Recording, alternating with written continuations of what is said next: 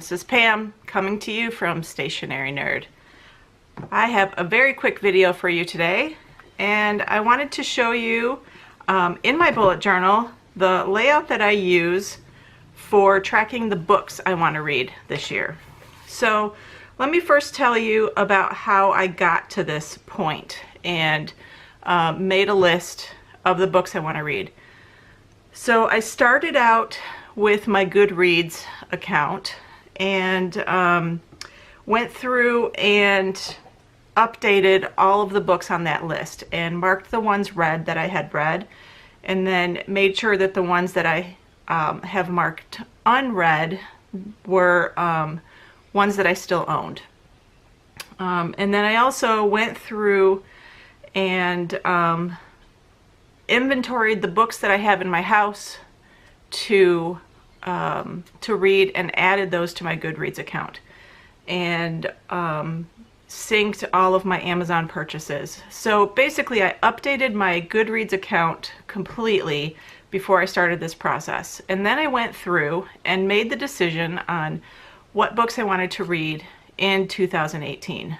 That first pass actually got me to 150 books, which is way too many. So I had to pare that down a little bit, and finally got myself down to about 75, maybe 70. And then I started to categorize them.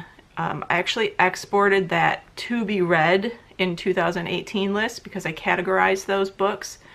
And I exported those to Excel, and then I was able to sort and start adding some additional information.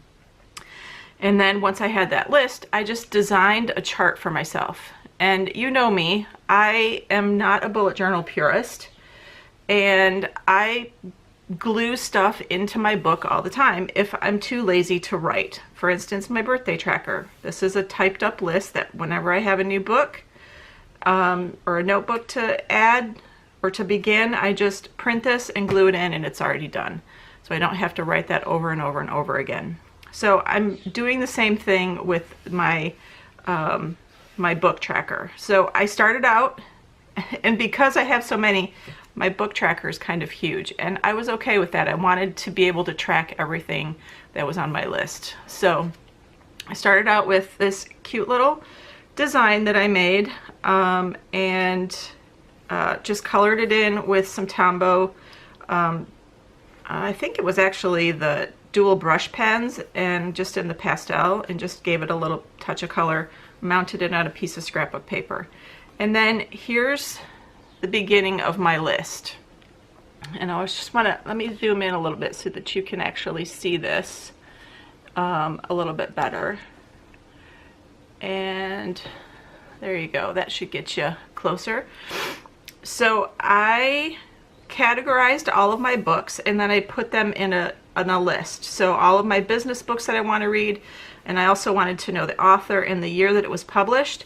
And then this column here, can you see that? That one column that has an initial in there, I wanted to indicate how I owned that book. So E is for an ebook, P is for physical, and then I've got audio in here as well for A.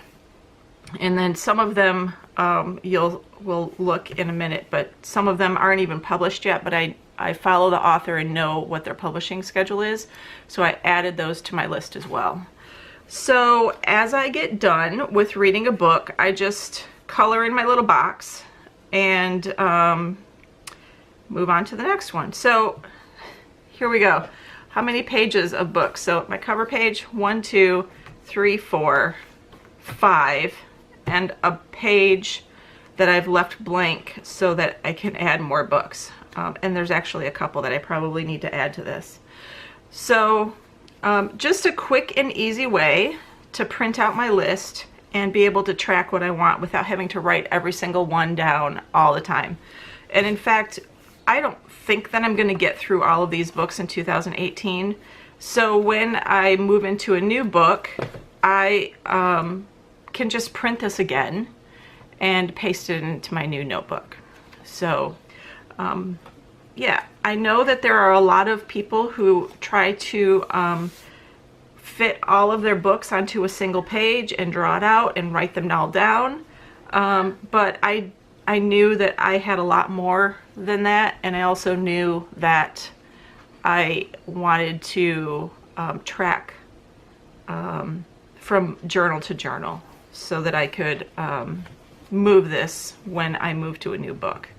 So anyway, that's all. I just wanted to give you a quick overview of how to create a reading list and what you can do to track your books throughout the year if you've got a lot of books on your to be read list. So that's it for now. Of course, subscribe if you haven't already, and share the video with a friend. And we'll see you in the next video, and have a great day. Bye.